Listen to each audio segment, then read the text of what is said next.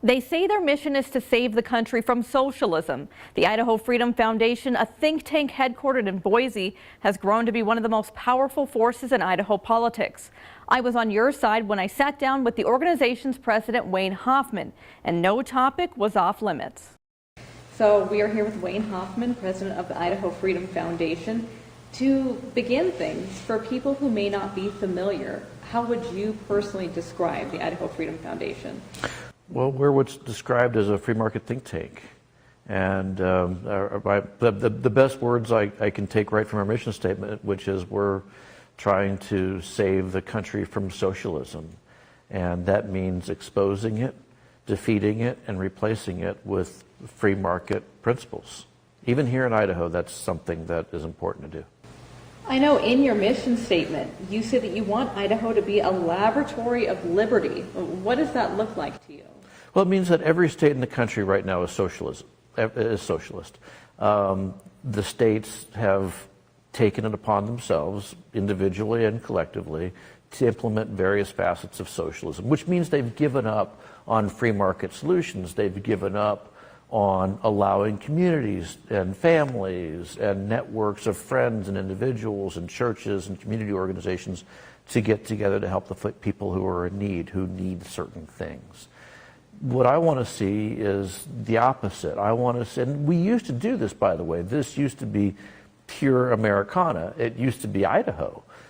People who were ruggedly individual, and they worked hard for a living, and they did whatever they needed to do to advance the needs of their families and their communities and their state. And so that means depending on one another and depending less on the government. You mentioned that you think that socialism is a part of every state in America, and this is a word that I feel like is often really weaponized, right? Socialism. What aspects of the state government or federal government do you think are socialist? Because sometimes I think people maybe have the definition of socialism confused. Sure. Well, the public education system is a great example. The public education system, it's a system wherein we take money from you, and then we use that money to create an education system, elementary schools, middle schools, high schools, and then we put students in a one-size-fits-all system that's designed more for the benefit of the people who are running the system than it is for the kids that are part of it. The Medicaid system, any welfare program, those programs are also socialist. They take money from people who earned it and redistribute it to the system in order to supposedly help people. They don't necessarily help people, but they create the system, and then the people who benefit from that system seek to maintain it. Do you feel like there are any positive aspects of socialism in this way, or no? No. There are absolutely none. Socialism has the same negative impact whether they're doing it in the former Soviet Union or they're doing it in Cuba or in Venezuela. The same impacts, the same outcomes, they're predictable. And we're seeing them play out here in the United States today. And every state is doing the exact same thing as these other countries that we look at and we feel sorry for. Venezuela, Cuba, those countries used to be the envy of the world. People used to want a vacation there because they were wonderful places to go. You wouldn't do that. No one talks about vacationing in Venezuela anymore, and for good reason, and it's very difficult to get into Cuba, and their economy is a shambles because of socialism. And on the flip side, though, I mean, you look to some countries like Norway, Sweden, places that people do speak very highly about. They're obviously very socialist nations. People view them that way as well. What's the difference? They are also states that have, countries that have a lot of economic troubles, where people are still under the gun of government regimes. Maybe not the way they are in places like Venezuela and Cuba, but still, they don't get to realize their full potential as a result of government interference in their marketplace. The same thing can be said here, and that's the trouble, is that really there's one thing that is weighing upon society in the United States, in Idaho, and in other countries, and that's government interference. And it may not look the same, it may not play out the same everywhere, it may not play out to the degrees that it does in places like Venezuela and Cuba, but it's still playing out. And you see it here in the United States today. For example, if I own property, I can't simply go and paint my house if I want to in a lot of jurisdictions. I have to go get permission from the government. If I want a job, you know, I can't necessarily just go and hang out a shingle. I've got to talk to 8 different government agencies who then get to decide whether I get to have that job or not. So it plays out at different levels and in different ways, but it's still playing out and it's still harmful to people. We're going to go through a few topics and kind of take us through some of your views and Idaho Freedom Foundation's views here in Idaho. And we're going to begin with the legislature reconvening and the results of that. And I say this as we're sitting here in the Joint Finance Appropriations Committee room, so a little bit ironic in that sense. But on Twitter, the Idaho Freedom Foundation was critical of the results from the tail end of this legislative session, saying, quote, "This was what a complete and total disaster. This is embarrassing." Why does the Idaho Freedom Foundation feel like the results of those final trio of days was embarrassing? Well, we were pushing for the legislature to reconvene for many months. We said that the legislature has a role to play in stopping not only federal vaccine mandates, but the imposition of vaccine mandates by state agencies on state employees and the general public. That was the objective from the very beginning. And we felt that the legislature had a responsibility to protect people from these overarching mandates, whether they come from the federal government or they come from a state agency or from a business that is basically implementing the federal mandate via the Biden rule. That was it. What the legislature did instead was they spent several days together, and then all that money went to sending a strongly worded message in a joint memorial to the Biden administration, which is ultimately going to be ignored. Complete waste of money, complete waste of time. Meanwhile, Florida's legislature convened, and they passed legislation to prohibit vaccine mandates, to prohibit COVID passports from being implemented. Idaho could have done that, and it didn't. It was an embarrassment. Idaho, of course, as you know, is part of the multi-state lawsuits for all 3 of the Biden vaccine mandates. Why do you feel like that's not enough? Well, it's basically a talking point so that elected officials can go back to their constituents and say, look at me, I'm fighting Joe Biden. That's what the game has been for decades in Idaho. Whenever people question the credentials of an elected official, are you conservative enough? You go and you say, here's what I'm doing to battle the Democrats in Washington, D.C. It's just political theater. So it doesn't do anything. And in fact, the existence proof of that is the fact that while the State Board of Education, which is controlled by Governor Little, the State Board of Education decided to sign on to an anti-Biden administration vaccine mandate lawsuit, and in the same motion also voted to implement the same mandate. So what's happening right now in Idaho is our colleges and universities are busy trying to put in place the Biden vaccine mandate. That's what's happening right now. So I look at actions more than words. Anyone can join onto a lawsuit. So what they've done is they've signed onto the lawsuit, and secretly they're hoping that they lose so that they can go back and say, look, we did everything we could to fight Joe Biden and his vaccine mandates, but there's nothing we can do. The real power is what they've chosen not to do. They've chosen to not fight the vaccine mandate in our colleges and universities, and now students and employees are facing the threat of having to get vaccinated or either be kicked out of their jobs or kicked out of college. And, kind of speaking a bit about this college angle, because it did mostly concern federal contractors, people, most of them often working on research grants, and they were concerned about losing that money.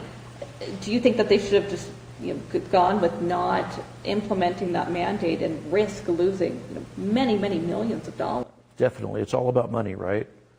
I mean, I think businesses in Nazi Germany could have made the same argument. Well, we'll lose money if we don't go along with the Nazis. I don't think that's good enough. You have to protect. Government has a role, and the role government has to play is to protect the autonomy, the individual, to protect people from government tyranny. That's why the founding fathers set up this dual federalist system where you've got a federal government and you have state governments, and state governments stand in the way. They stand in the abyss, protecting people from federal tyranny. When they don't do that, that's exactly what you just described happens. They say, oh, well, we don't want to lose the money. We're afraid of losing support. It's millions of dollars. We've got this research program that's really important to us. I get that. All those things are very important. What's more important is protecting people's freedom. That is the number one role of any government. When you do talk about potentially losing that money, though, you're also saying potentially Idaho's students in college could be losing out on valuable research opportunities. How would they get that back, or how would they get that experience back if that money was taken away? They still have research apparatus there. They still have the technology to conduct research. The only difference is that they get these federal grants for very specific projects. Unfortunately, the thing that is more important is the preservation of liberty. Once you lose liberty, you just don't get it back. I see it happen all the time. The last policy decision becomes the springboard for the next policy. So when legislators or agencies sit back and say, oh, this time we're just going to allow it to happen because the amount of money is too important, that becomes the framework for the very next thing to be used against us. So then we go back and we say, oh, back in 2021, we said we were going to continue taking the federal money because it was too important in fighting COVID-19. Then it becomes the framework for the next fight. So when they have COVID-25, they go and they say, oh, well, you remember back in 2021, we said we weren't going to fight the federal government on their mandates because we didn't want to lose the money, and that's how things played out then, and this is how it should play out now. You either protect liberty today or you lose it. And there's no getting it back. And it's way more important than any federal grant. Getting back to the legislature reconvening, obviously we saw a number of bills make their way through the House, and then they ultimately died in Senate committee. Do you lay the blame equally on both chambers, or do you lay the blame more on members of the Senate? I lay it on Senate leadership and House leadership. The House Speaker, Scott Bedke, knew what he was getting into the moment the legislature convened. He knew it was going to happen. But he wanted to at least go on record as supporting conservative proposals to ban vaccine mandates and COVID passports, knowing that the bills would go over to the Senate and die. And there you can blame Senate Pro Tem Chuck Winder for that, because the Senate is extremely left of center. And they like to hide under the fig leaf of, oh, we're Republicans, we're fighting Joe Biden. Same rhetoric that everyone else is using, but it's obviously not true because they're allowing for this to take shape so that nothing happens. And for you, when it comes to the legislature reconvening, these bills ultimately not making its way through, what would the ideal session have looked like to you? Well, there are a lot of proposals out there that protected medical privacy. So basically, there are two things. One is, we don't live in a fascist society where when you go around to Walmart or Albertsons, or you get on a plane, or you get in an Uber, or you walk into this building, somebody is asking to see your papers. Because that's what happened many years ago, not very many years ago, really, when you think about it in the great scheme of things, in Europe in the 20th century, where people were told, I need to go see your papers before you can go somewhere. And so what we said was protect people's medical privacy. It doesn't matter whether you're an employer or an employee. It doesn't matter whether you're a customer of a restaurant or a customer of an airline, or you're going to see the Bronco game, whatever it may be. No one should be asking you to see your medical paperwork before you go into some building or some facility or some event. We already have that now. We've understood that for many years, that people have a right to medical privacy. We say that with regard to abortions. We say it with regard to HIPAA, that people don't have a right to go look at your medical records before you go somewhere. That's all. So we were asking for the legislature to say, number one, that your medical privacy is protected. There's no such thing as a COVID passport operating here. And number two, that state agencies shouldn't be implementing COVID passports. We saw that start a couple of months ago when Boise State University said in order for you to go see a Bronco game, you had to have proof that you've been vaccinated or that you have a negative COVID test. Don't do those things. Those are very, very simple propositions, and they failed to do that. When the option is given, though, to test, so you don't necessarily have to get the vaccine, what is your problem with that? Well, I mean, it's sort of like, you can either demonstrate that you're test negative or we can punch you in the face. A COVID test is very expensive, and so what it's done, it's designed to be cost prohibitive so that people just kind of surrender and they say, well, I guess we just, it's going to cost me $50 every time I go get a COVID test, to go to the game, to go to Walmart, to go to a restaurant, to get in an Uber. I can't spend $200 a week on COVID tests, so I guess I'm just going to go get vaccinated. So that's the objection. Whether people are negative or positive is none of the government's business. They're my medical records. I get to keep them. And in this case, the government is saying, nope, we need to know what your medical history is. We need to know whether you've been vaccinated. We need to know whether you've been tested. And it's simply not appropriate for anyone to be asking you. It's none of their business. So often the conversation is about personal choice, however. So if you're saying, somebody might say, well, these tests are too expensive for me to do regularly, so I'm going to get the vaccine. Is that not a personal financial choice that somebody made for themselves? No, because they've been pushed into a corner. They've been given two options, neither one they want. There are perfectly valid reasons for not wanting a COVID test. I've had them. They are very unpleasant.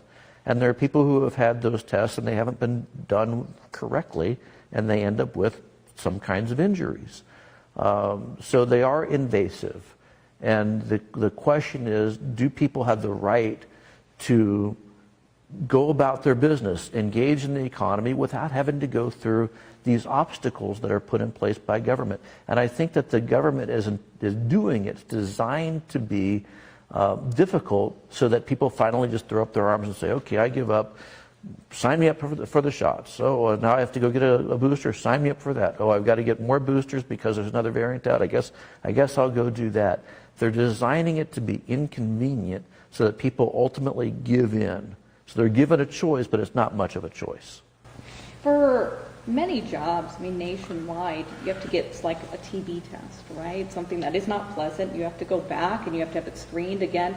What's the difference between that and between a COVID test being mandatory for a job? See, that's what I've been saying about the last policy becoming the vehicle for the next policy, because I hear this all the time. It's like when we were fighting Obamacare 11 years ago, what did everybody say to me? It was, well, Wayne, of course the government should be able to tell you to buy health insurance. After all, we make people buy auto insurance. So it's always easy to use the last policy for the next thing. Well, of course it makes sense that we could tell you to buy health insurance, because to buy a gym membership, because we make you buy health insurance, because we make you buy auto insurance. The last policy is always the vehicle for the next thing. So the reason I say that is because we go back and we say, but wait a minute, we make people do X, so doesn't it make sense that we make people do Y? What I'm saying is, by putting mandates in place, we slowly take away people's humanity. And in that humanity is the ability to make decisions, right decisions and wrong decisions. So now it's, well, we make you get a TB test. Oh, well, if you want to go to certain countries, you get a vaccine for yellow fever. I get it. But stop telling people to go do it and instead give them the option. Because if your solution is so wonderful, you shouldn't have to make people do it. I've always found that to be very strange, that in order to compel people to go do something, they say it's so wonderful, but they got to force you to do it. Well, what if you didn't use force? What if you just had a compelling argument? That would be a billion times better than what we've got right now, where we have a mandate, top-down society where certain people make the decisions and everyone else is just told to obey. And if you disobey, then you're the bad guy. You talk about this in the sense of X and Y, but it seemed like with X, for the most part, you didn't hear all of this outcry. People seem to be okay with it. What is it about now, about Y, that has people so upset? Because now you kind of see that there's no limit. right? Because no one's been able to articulate what that limit looks like. And in fact, when we start talking about the limits on social media, I see people talking about rounding up folks who are unvaccinated, or fining them for not wearing masks and jailing them for sending out messages that they disagree with on social media where they question the efficacy of vaccines or certain COVID protocols. That's what we're up against now, is people are starting to go, wait a minute, where is this limit? Where do we stop? And they can't, the folks that are imposing this on us, can't answer those questions or won't answer those questions. So we've sort of reached this pinnacle in society where the command and control people are being asked tough questions. Where does this end? And they can't give you an answer. We'll move a little bit into the political realm now. Many outlets will call Idaho Freedom Foundation a libertarian organization. I know on you guys' websites, you call yourselves nonpartisan. Can you maybe explain how you view yourselves as a nonpartisan organization? Well, first of all, people throw words around like that. I've seen folks refer to us as a libertarian organization with a capital L. That's flat out wrong, because that refers to the Libertarian Party. We're not part of any political party. Libertarian, Republican, Democrat, Constitution, we are not part of any political party. Now, when it comes to ideology, the media loves to put us in some kind of a box. You're a libertarian organization, you're a conservative organization. Boxes don't work. All we are is an organization that believes in liberty and free markets. We believe in humans being able to make choices for themselves. The closest thing, probably, if you want to try to box us in, is a conservative organization. Why? Because conservatism also includes that branch that includes libertarians. Does that make sense? In other words, here's conservatism, it's like this. Libertarians make up this part of that spectrum. We comprise all of that. We believe simply in limited government, low taxes, less regulation, getting government out of our lives so we can raise our families, live free and prosperously, so long as we're not interfering with others. Do you feel that Idaho Freedom Foundation is aligned with traditional conservative values, or sort of a new wave of conservatism? I mean, we believe in a lot of the things that you find in the Republican Party platform, that people say that they support as Republicans. Low taxes, less government, government not weighing down on people's private property rights. Many of the things that you find there, you will see in the work that we do. So I don't know if it's new. I mean, the stuff that's been in the Republican Party platform has been around long before the Idaho Freedom Foundation was around. The only thing that we're doing is we're holding people accountable for their actions and not just their words, because everybody goes into campaigns, I support limited government, and then they pass a billion regulations. We don't sit there and go, oh, well, there's a Republican that's behind that, so it must be good. We look at legislation, we look at policies, and we see, does it grow government? Does it reduce the ability of the private sector to act independently of government? Does it inflict harm on families? Does it make it to where it takes money from people who earned it and give it to people who didn't? Those are just things that policymakers have been talking about for decades. Only now they're being held accountable for it here in Idaho. There's been much conversation over the past year or two about the power that Idaho Freedom Foundation has wielded in the state of Idaho, some even calling them the most powerful lobbying group in the entire state. Do you believe that's true? Well, we're a think tank. We propose policy solutions, and we hold people accountable for the things that they say and that they do. There's no real power in that. We just speak truth to power. So if we happen to be influential because we have a great reputation and because we've managed to change the dialogue a little bit here in the Capitol, good. I'm proud of that. I have no problem whatsoever saying that, yes, we've become a very influential, maybe one of the most influential organizations in the state, but it's because we have credibility for the work that we do. One of the main goals of the Idaho Freedom Foundation is, of course, reducing federal government dependency. There's been significant talk about your organization accepting $130,000 in PPP loans. Do you believe that, well, one, did that happen? And two, do you believe that that is in direct conflict with the beliefs of your group? Oh, yeah, it happened. I mean, it's one of those things where this is the box that people put us in, right? I owned a house. I think that the mortgage interest deduction is wrong, absolutely wrong. It's not right that a renter should pay a higher tax rate than a person who owns a house because they managed to get through the government a mortgage interest deduction. But I claim the mortgage interest deduction. Why? Even though I don't believe in it. Because I have to. That's the situation. That's the box that we're placed in. My kids attended a public school. Why did they attend a public school instead of a private school? Because those are the conditions that were laid upon me. To get here this morning to work, to do this interview, you had to drive on a freeway that was paid for with public dollars. Do I believe there should be publicly funded freeways? No, I don't. But those are the conditions under which we're forced to operate. So when the government shuts down all of our donors and says you can't raise money from these donors because they're not producing income anymore, but there's this thing called the PPP loan, so I was supposed to sit back and go, well, I guess I'll let my organization go under because I don't believe in PPP loans. I don't. I think they're terrible. But those are the conditions that were laid before me. I couldn't even go and apply for a loan at a bank, a conventional loan, because the PPP loan took precedence over other forms of financing. That's unfortunate, but that's the way it is. So yeah, I take advantage of that because I know that my opponents are going to take advantage of that. There are plenty of organizations that work here in this building that got PPP loans also. So what the left tries to do is they say, oh, look at you, you took that money. They would rather I don't take the money so I'm unable to compete against them. I don't like it. It sucks, but it's those are the cards that were dealt.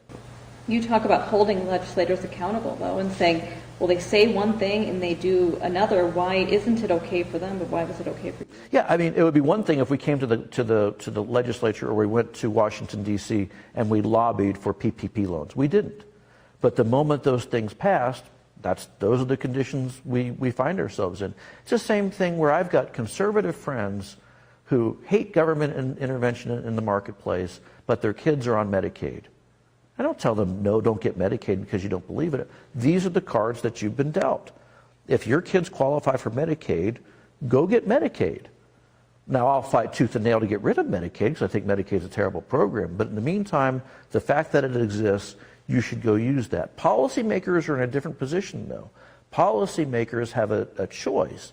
They can choose to not participate in that system. They have the ability to say no. They have the ability to say, we're not going to approve corporate welfare. We're not going to approve rent-seeking programs. But the moment they do, I don't fault any business for applying for a tax credit or a tax deduction or a loan. I got an FHA loan. When I was a homeowner, did I think that the Federal Housing Administration and FHA loans were terrible programs? You're darn right I did. But if I didn't go and get an FHA loan, I couldn't own a house. So I play the game. So that's a part of public record too. If you go look up in the county courthouse in Canyon County, you'll see loan documents that indicated I used an FHA loan. Wish I didn't have to, but those are the cards we're dealt. One of the most well-known aspects of the Idaho Freedom Foundation is your Freedom Index. Can you explain what that is? So the Freedom Index takes a look at every single bill that goes to the legislature to see if it interacts with the marketplace in very specific ways. Does it create a new program? Does it create a new bureaucracy? Does it raise taxes or fees? Does it interfere with the private market, the free market, and its ability to operate? Does it create some new crime that is not based on committing an act of violence against another person, and on and on and on. And we look at every single bill the exact same way. So as you look at that legislation, you can see in real time whether a legislator is voting for more government or less government. The scores update early in the morning, and so legislators can see what their impact is on the free market, on conservative principles, and their constituents can see the same thing. Because we expect that legislators are going to vote for bills. They may vote at some point or other to raise a fee or create some new program here or there. But it's like watching grass grow. They do it so incrementally, one bill at a time, they don't even realize their cumulative effect. So the Freedom Index was designed to shine a light on that, so you can see if a legislator is growing government or shrinking government. We don't give scores to legislators. They score themselves by their votes. And these scores are often very publicized on social media. Do you feel at all that those scores, in a sense, pressure lawmakers to vote a certain way because you want a high score in order to garner votes? No, I think that legislators use the data. They look at our analysis of legislation and they ask a lot of questions. They see a bill that has a negative rating or a positive rating. Oftentimes legislators will call us and ask us to explain why that is, and we point them to the analysis and we run through the bill step by step, line by line, and explain how we get the conclusion. But I hear a lot on social media that we bully legislators. I've never once picked up the phone and called a legislator and said, you better vote this way on this bill. And there are very pronounced examples of legislation that I wish had failed that passed, even though we got a low Freedom Index score. So there's no pressure. We're just applying a different metric than the one that you usually get from the lobbyists. The lobbyists show up here and they give you a billion reasons why a bill should become law. And we just provide a different perspective, one that's the perspective of freedom and liberty. There are a few lawmakers who do have a perfect score, 100, on your index. Do you consider a perfect score on your index as an endorsement from the Idaho Freedom Foundation? No, we can't endorse people, so we don't. People just vote the way that they believe that they should vote. And some people feel that bills that limit government are appropriate to vote for, and bills that expand government should be voted against, and they're practically religious about it, and God bless them, because that takes a lot to stand up against the special interest groups who want their legislation passed, who want to grow government, who want to extract some special benefit out of the legislature, or raise a tax or raise a fee. And folks that vote against those things, they're under a lot of pressure, way more pressure than I extract on people. So they're voting their conscience. These are people who they demonstrate through their votes that they truly believe in limited government. Traditionally, the base of republicanism or conservatism tends to be people who care about character, family values, and those are things that you can't really quantify to a degree. Do you think the lack of that being a metric in the Freedom Index is maybe a shortcoming of it? It's baked into the metrics. I mean, when you expand government, what are you taking away from? You're taking away from families. So, for example, if I create a program to feed the hungry, and that sounds wonderful. Everybody, well, I hate hunger. Hunger's a terrible thing. I certainly don't want kids to starve. Who are you taking away from to create that program? Well, first of all, you're taking money from people who earned it, and you're putting it into the government. But second of all, you're taking away from those charities that exist in communities. You're taking away from families who might help people. You're taking away from food banks. You're taking away from churches. All these different organizations that otherwise would be providing those services in order to grow government. And I see that over and over again. Ultimately, when government grows, something else is shrinking. It's the family, it's the community organizations, it's the churches, it's the charities. They're being impacted, they're being hurt by government growth. So it's not, that detail is baked into every aspect of the Freedom Index, every bit of it. There are some politicians who have close ties to your organization, one of them being Janice McGeehan, who's, of course, running for governor. When she had her periods while Governor Little was away, and she implemented executive orders, that's something that traditionally, again, not necessarily a conservative principle. Is that something you agree with doing or no? The issuing of an executive order, people conflate executive orders at a federal level with executive orders at the state level. They're not quite the same thing. There are certain powers that an executive in the state of Idaho, as the governor, has the ability to do. Their job is to run the state agencies within the realm of what the state statutes provide for. And forever, since statehood, since 1890, when the governor left the state, the lieutenant governor became the governor. Not even acting governor, the actual governor. It's always been that way. And the only thing that Janice did was she said, look, if you're going to be if you're a state agency, you can't have a COVID passport. That's all. You can't tell people in order to walk into the Department of Agriculture, you have to demonstrate that you've had a vaccination or a negative COVID test. That's all she did.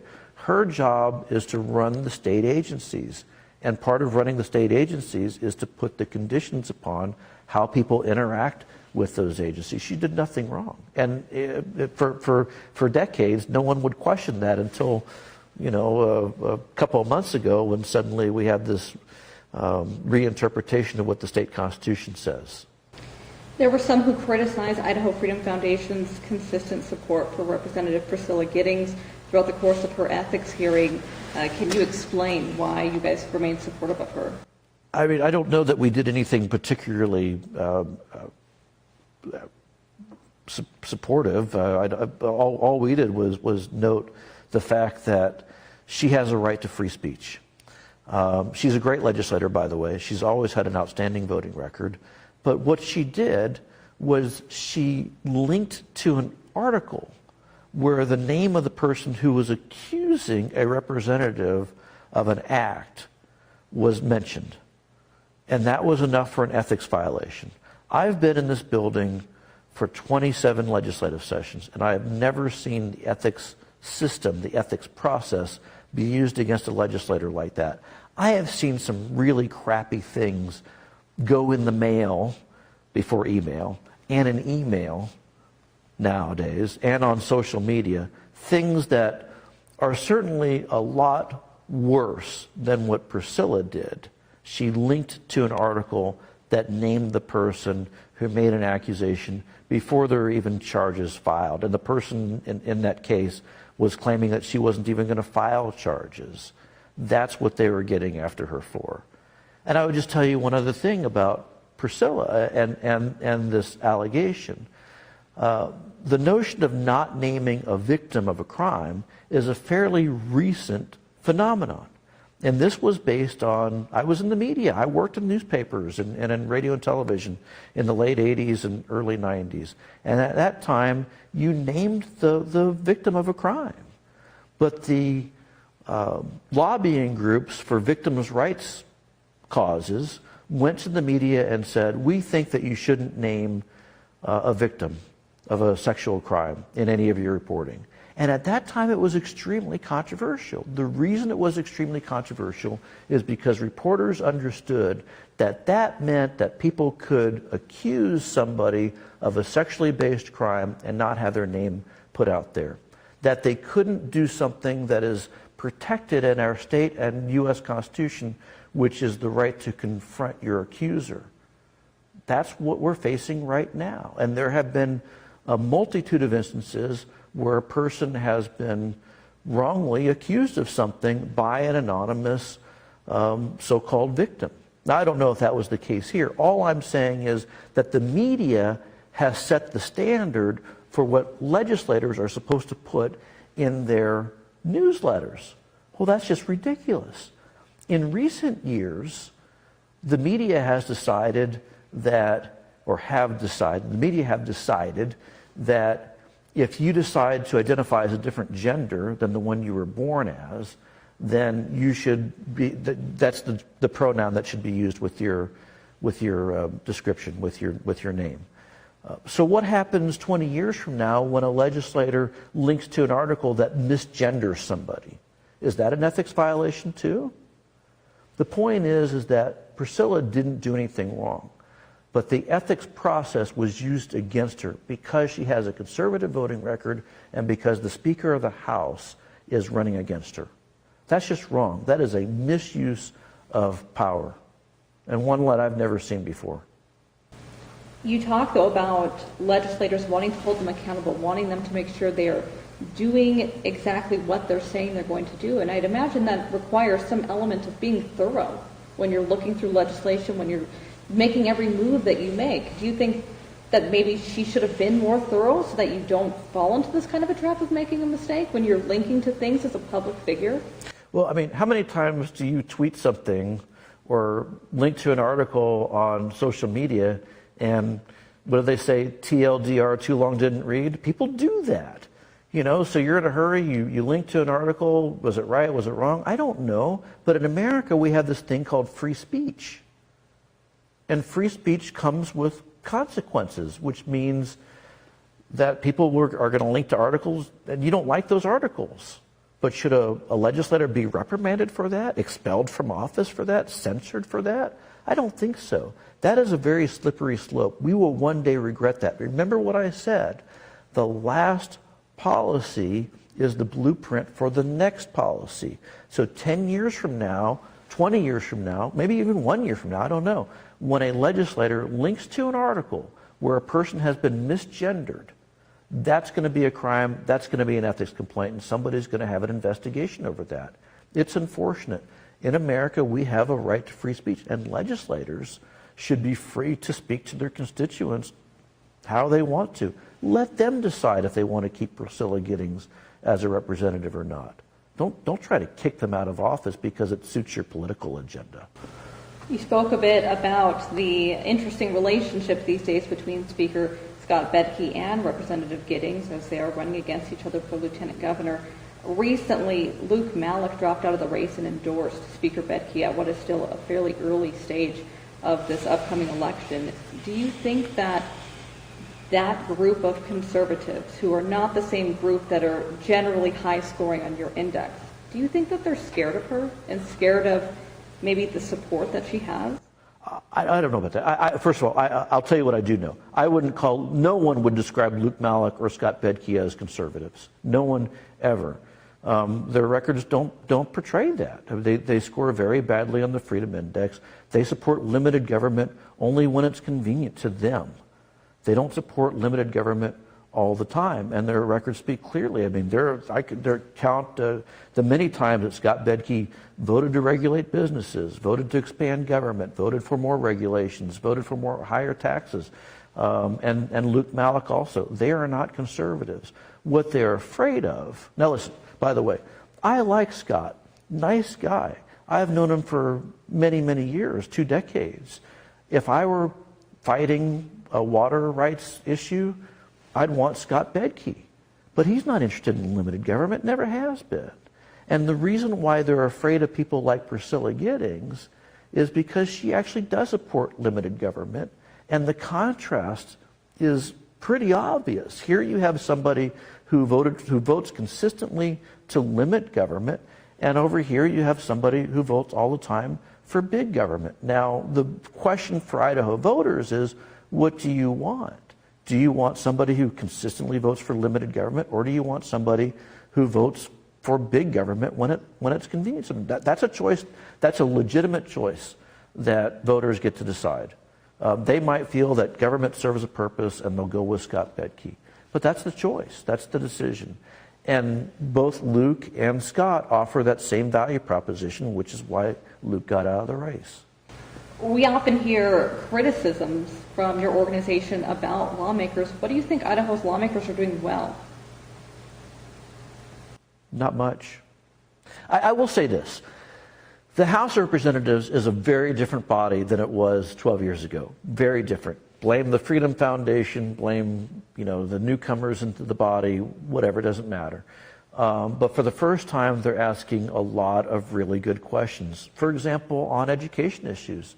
When the colleges and universities would show up here, I've seen for decades. The university president shows up and they're asked, how's the football team doing and what research projects are you working on? Now the university presidents are being asked, Why are our students learning about critical race theory? Why are they being told that America is a racist nation? Why are they being told that if you're white, you're a racist? Why do you have black graduation, which seems segregationist? Why do you have gay graduation, which seems very preferential? They're being asked very, very difficult questions. And that's kudos to the House for doing that.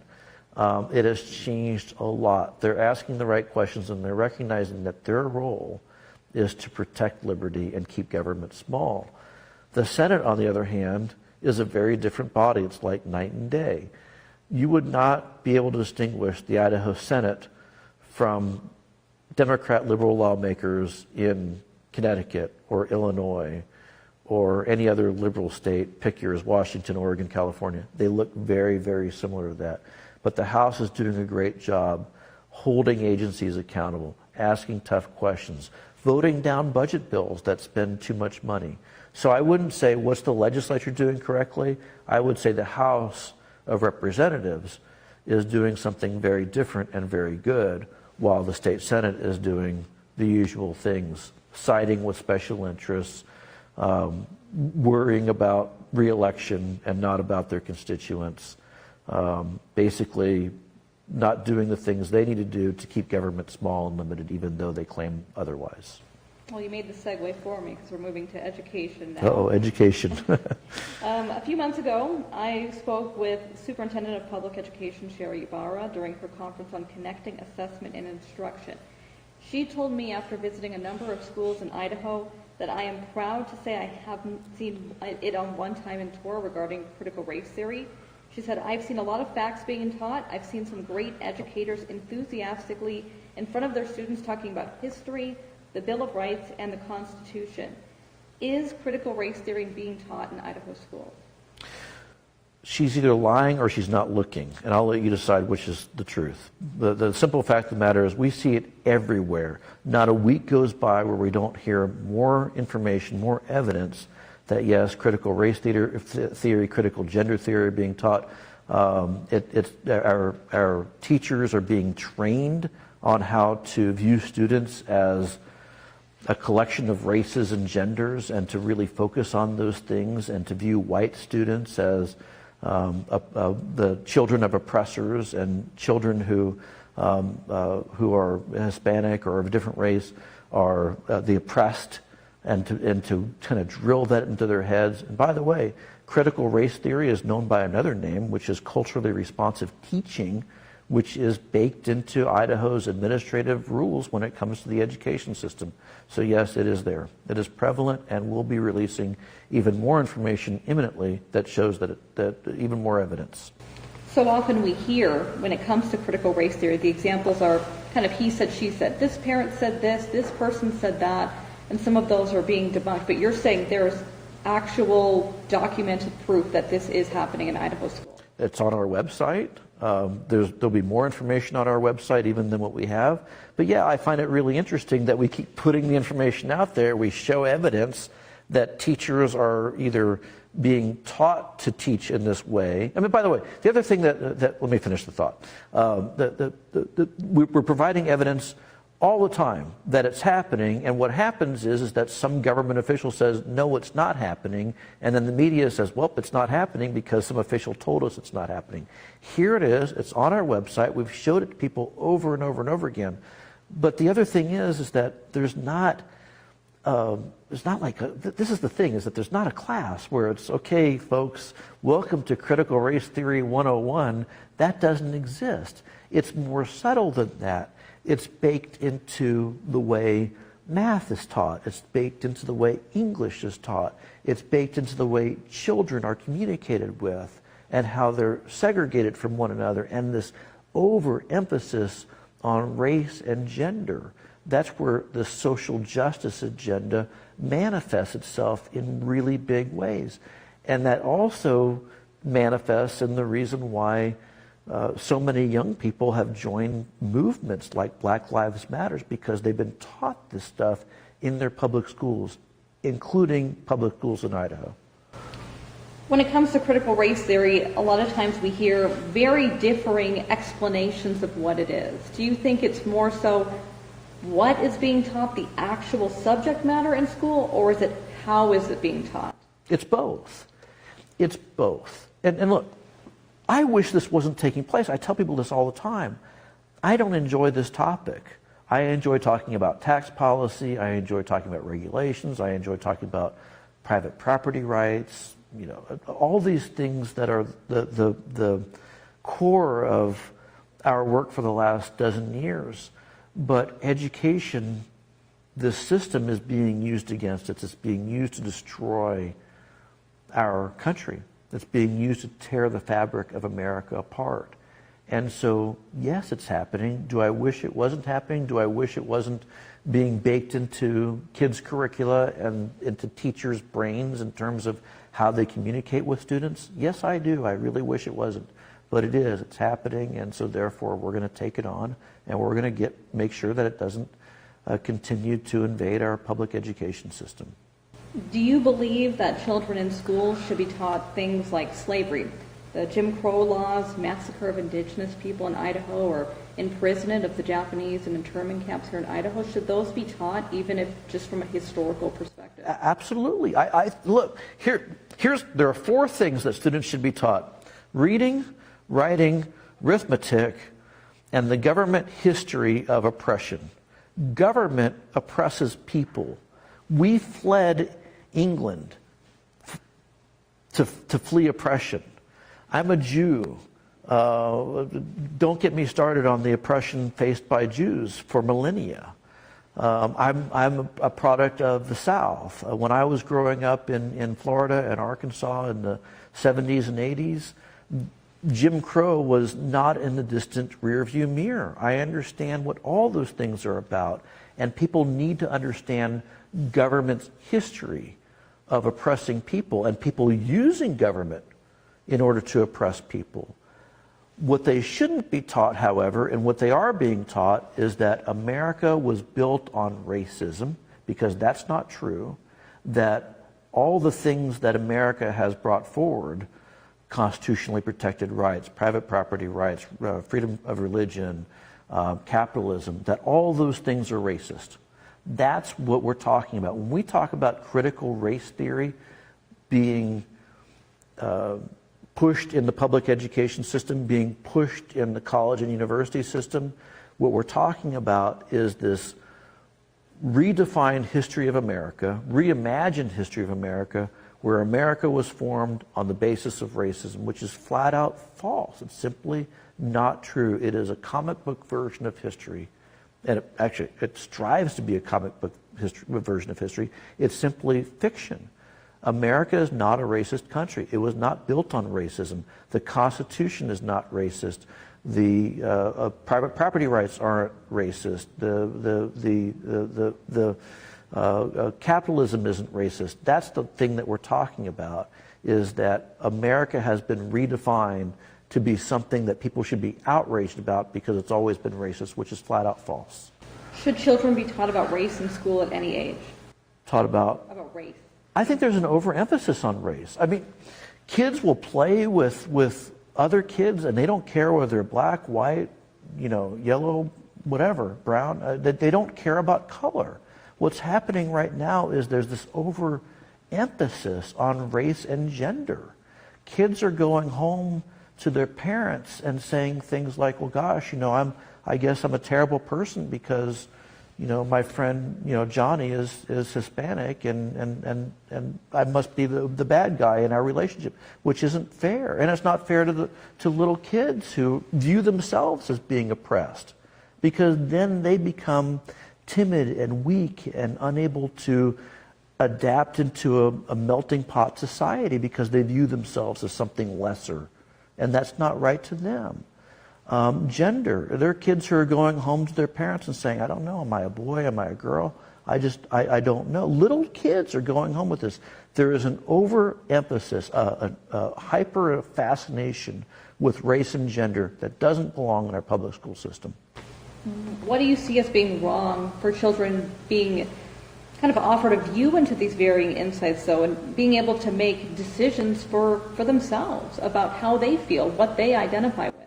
When you're 5 years old, you don't know if you're a these are the notion that you don't know if you're a boy or a girl. If you're 5 years old, you're either a boy or a girl. Having this conversation and trying to impart political ideology on a small child is just nonsense and gets away from what public schools were originally designed to do. Those schools are supposed to be teaching reading, writing, and arithmetic. That's basically it. But instead they're being used as a microcosm for leftist ideology, for the dissemination of indoctrination.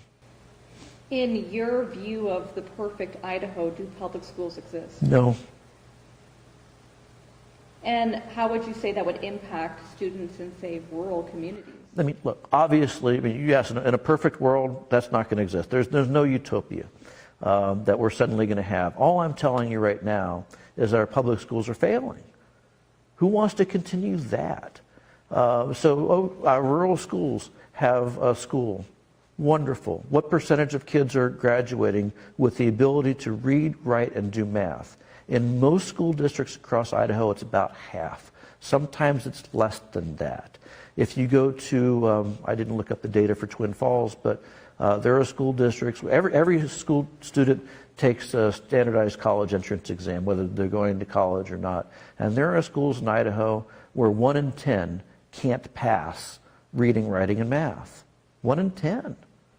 That's awful. And those are sometimes very rural schools. Are we supposed to applaud that the rural school exists? What if that school didn't exist? What would happen?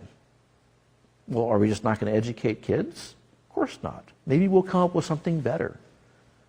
Maybe if we give parents the option of being able to choose between their public school and some other option, it may not exist right now, but if you give them the option and you allow the money to flow in a community, maybe those communities will come up with better alternatives.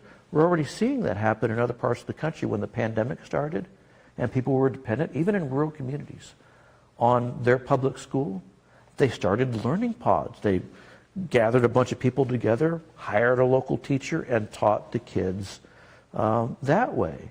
So I don't think we're forced into this either-or scenario where you're either going to have the lousy, failing public school or you're not. If you allow for options to open up and stop protecting the public school system from competition, then you'll see better results, not only for the individual students, but also for teachers. Teachers will have more options. They might even be able to make more money.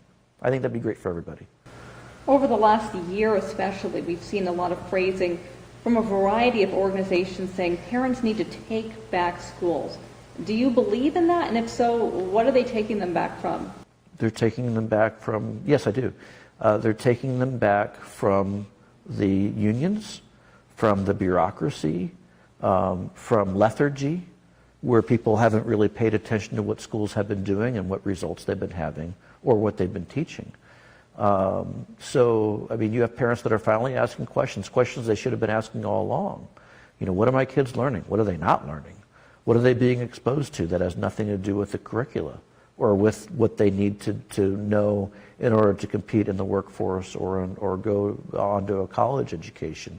They're asking those questions. They're demanding answers. And I think that's a beautiful, very healthy thing.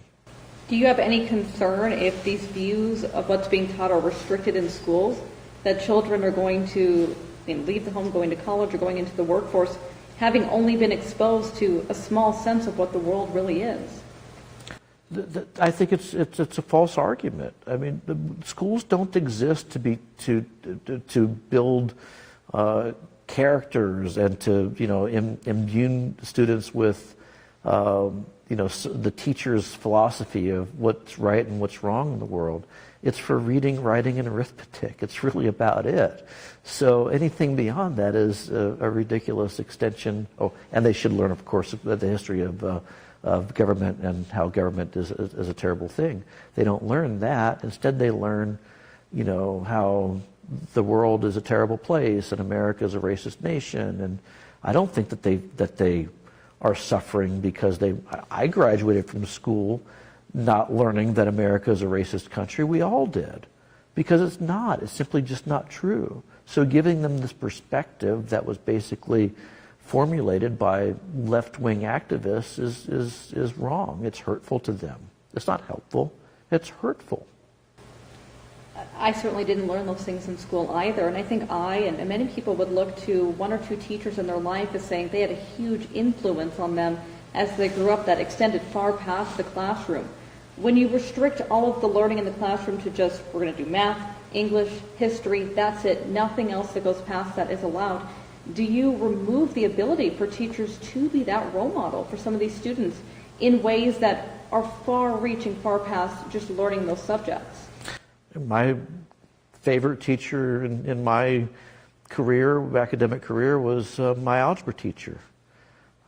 Houston Case was his name. I'll never forget him. And he really pushed me hard to understand algebra, which I thought was just a very, very difficult course for me. I just wasn't getting it, and I was giving up on it.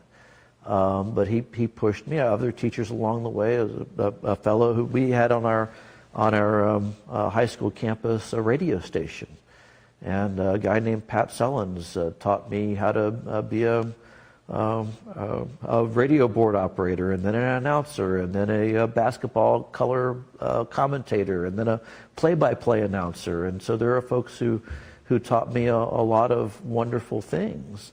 So there's value in the current education system, but the value has been depleted by all these other things, this exposure to students to activism, and they're trying to mold students' minds into being young liberal activists. That's a problem, and that's something that doesn't bode well for this next generation of Idahoans or Americans. You spoke a bit earlier about the public university system, and I know Idaho Freedom Foundation has many times spoken about wanting to remove funding that they feel goes towards diversity and social justice programming. Back in March, I interviewed a U.S. Army veteran who graduated from Boise State University, and he said that Veterans Affairs programs typically lie under that diversity programming, and that without those programs, he would not have been able to graduate because of the unique needs of veterans who have been deployed and then going to university. What would you say to veterans who may be funding for their programs is at risk as well? The programs for veterans have never been at risk. No one's ever talked about eliminating programs for veterans. It's simply not true. What we're talking about is a college and university system that gives favoritism, special preferential treatment to people based on race, sexual orientation, or gender. Diversity, equity, and inclusion is about that. It's about taking people and breaking them down into the sum total of the color of their skin, their sexual orientation, or their gender. And that's just wrong. You shouldn't look at somebody and say, we're going to treat you differently because you're brown or because you're white, or we're going to treat you as oppressed because you're a certain color or a certain gender. That's what the diversity, equity, and inclusion program is all about. It has nothing to do with veterans. No one has ever talked about eliminating veterans programs. We've never talked about eliminating programs based on first-time college students. If somebody's going to come along and say, well, I'm a first-time college student and you're targeting me. No, we're not. We're talking about not treating people, not judging people based on the color of their skin, their sexual orientation, or their gender. That's all we're talking about here. We've now come to a place where we are delighting in this notion of a segregist institution run by the government, by the way. Again, I grew up in the South. If somebody said to me, black lunch counters, I thought that was horrible. That was definitely racist, right? And now we say black graduation. Oh, that's not racist. Of course it is. Of course it is. You're taking people and you're isolating them. You're otherizing them, as some people say. And that's just wrong. The fact is that the world is a very complex place with a lot of people with all different skin colors and religious beliefs. And that's the reality that we're pushing, that people are going to be exposed to when they're pushed out into the world of work. And when you deny them, and you protect them from that, or you tell them that they're part of an oppressed class because of their skin color, or because of their race, or their religion, or their sexual organs, that's where diversity, equity, and inclusion really causes a hardship to folks. It's not inclusive, it's exclusionary, and it's wrong. If, say theoretically though, there was a school that had a white graduation, a black graduation, an LGBTQ graduation, as long as you're graduating, why do you care? Because it's wrong. Because again, you're compartmentalizing people based on race, based on sexual orientation. You're saying that's the most important attribute that you're supposed to look at. What are the things I need to know about you? I need to know the color of your skin, and I need to know your sexual orientation, and I need to know your religion. I mean, that's silly. People are more than just their race. They're more than just their gender. They're more than just their sexual orientation. And that's all. That is how you fight racism. We're going backwards. Now we're compartmentalizing. You're this color, you're that color, you're this race, you're this gender. And we're doing it under the auspices of government. You know, if you want to do that in the private sector, I mean, knock yourself out. But the government is taking it upon itself to put people in little categories, in boxes. And that's just flat out wrong. So do you not believe that people from groups that have historically been pushed down or minimized, you know, whether that is black people, whether that is members of the LGBTQ community, do you not believe that they deserve a safe space on campus? You're asking the wrong question. Look, I'm a Jew. You know, if there's any group of people who have been oppressed for millennia, it's the Jews. Where's the Jew graduation? Why isn't there one? Well, because they don't have a lobbying force on campus to give them special privileges. But Jews and blacks and Hispanic people and gay people, they thrive when you don't treat them like some kind of a novelty or some kind of oppressed class. When you treat them as if they're oppressed, they're always going to feel oppressed. They're always going to feel like they're on the verge of being attacked in some way. So you're never going to be able to create enough groups, enough graduations. Where's the short people graduation? Don't short people have a really difficult time? Tall people, very tall people. I've seen tall people get on the airplane. Why isn't the airplane taller for them? I don't know. Maybe because they can't structurally build a plane that's taller for them. But the point is that there's always some attribute that somebody can point to and say, "Look at me, I'm oppressed. I'm a Jew. I'm gay. I'm tall. I'm short. I'm fat. I'm skinny. Whatever." You can't make different categories for everybody. What you do is you give everybody the opportunity to thrive without calling special attention to some attribute that they have. It's just wrong to do that otherwise. What is the difference to you between saying we are naming all these groups as oppressed groups versus celebrating individualism? You can celebrate individualism. That's exactly what I'm talking about. We are celebrating individuals. That's not what we're doing here. What we're doing is we're taking groups out. We're saying you're oppressed, so we're going to have a special celebration for these people that we consider to be oppressed. But if you're not part of a big enough group of oppressed people, then you don't get that special treatment. All this is manipulation. This is a long-time strategy by the left to divide people. And they do it by taking the next group du jour and saying, you guys are oppressed. And that's just wrong. But if you let people thrive on their own without pointing out their special attribute, their different attributes, then they thrive. They do much better, way better than what we have right now, where you're taking individuals and you're saying you're just somebody who's always going to be oppressed because of the color of your skin, or your sexual orientation, or the religion that you happen to practice. That's what we're doing to people on campus right now, and it's not pretty. What then happens with these folks that we treat as being oppressed all the time is they go out in the world and they realize that, you know, KMVT doesn't have a special class, a special diversity, equity, and inclusion office. There's no office that goes and protects you because you happen to be gay or because you happen to be black or because you happen to be Jewish. But you still have to operate in that world, right? And you still want to hire people who are the best at their jobs, right?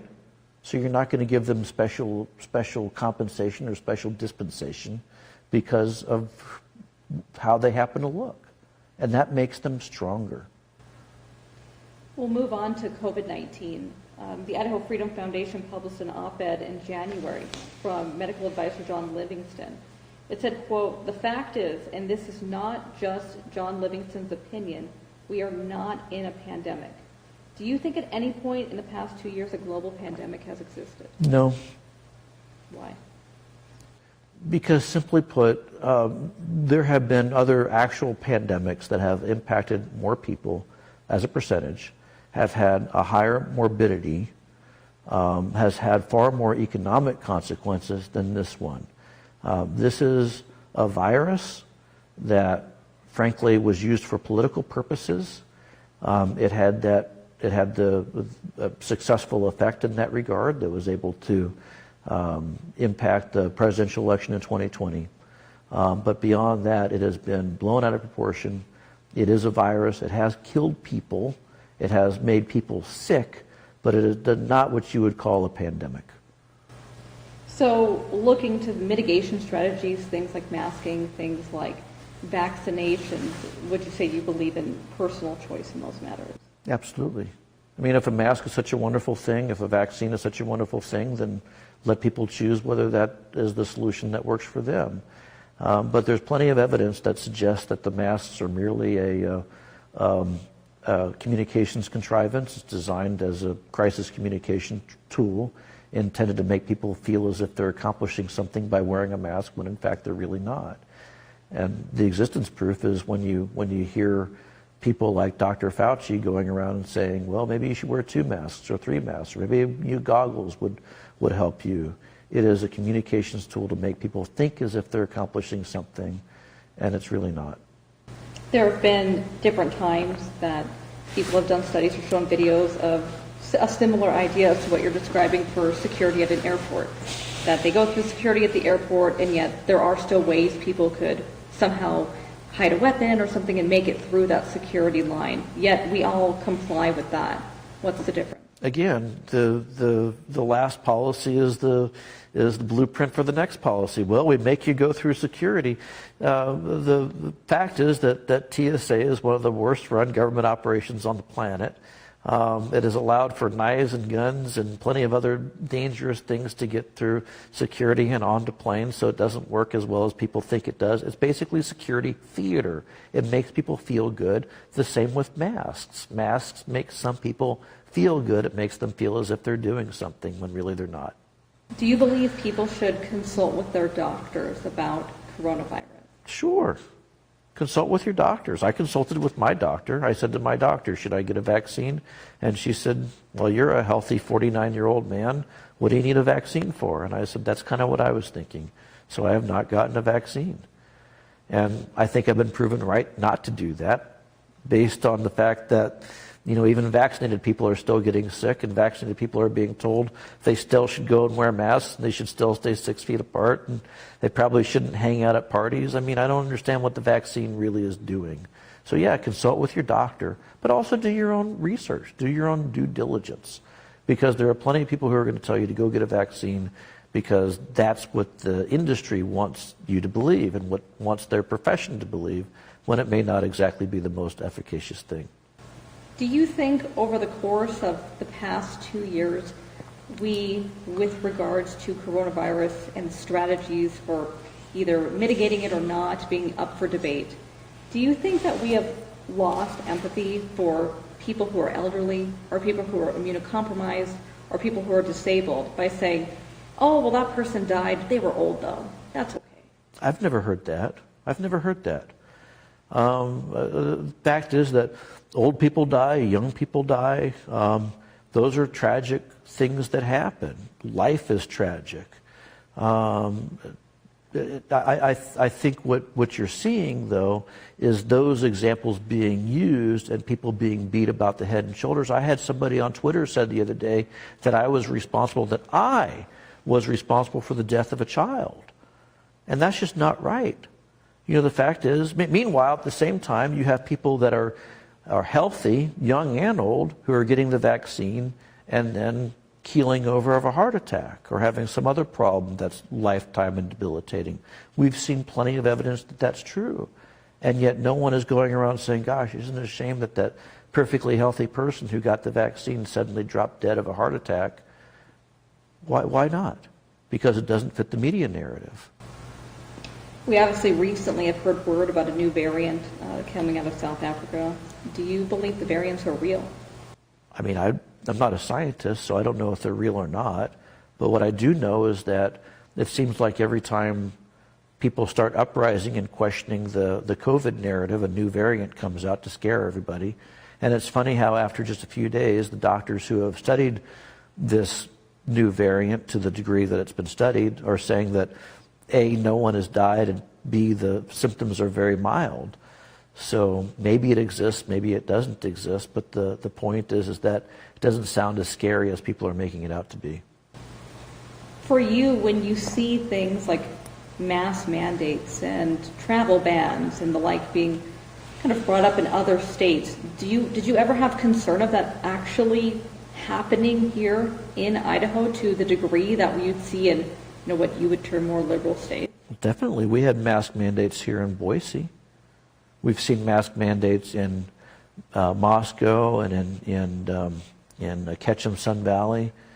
I mean, there are places where mask mandates have been put in and enforced.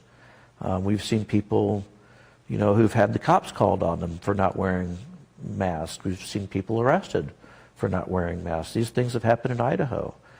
We've seen stay-home orders that people have been charged with violating, misdemeanor crimes for holding a yard sale in Idaho.